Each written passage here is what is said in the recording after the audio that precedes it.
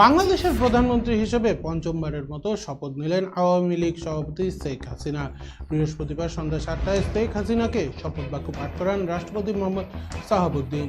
এই শপথের মধ্যে দিয়ে আওয়ামী লীগ সভাপতি শেখ হাসিনা টানা চতুর্থ মেয়াদে এবং মোট পঞ্চমবারের মতো বাংলাদেশ সরকারের প্রধান হিসেবে দায়িত্ব নিলেন।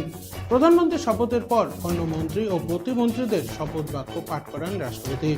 মন্ত্রিপরিষদ সচিব মোহাম্মদ মাহবুব হোসেন শপথ অনুষ্ঠান পরিচালনা করেন। শপথ অনুষ্ঠানে সরকারের পদস্থ কর্মকর্তা, ব্যবসায়ী, কূটনীতিক, নাগরিক সমাজের প্রতিনিধি সহ আমন্ত্রিত অতিথিরা উপস্থিত ছিলেন। আইন অনুযায়ী সরকারের প্রধানমন্ত্রী পদের কর্তব্য বিশ্বস্ততার সহিত পালন করিব।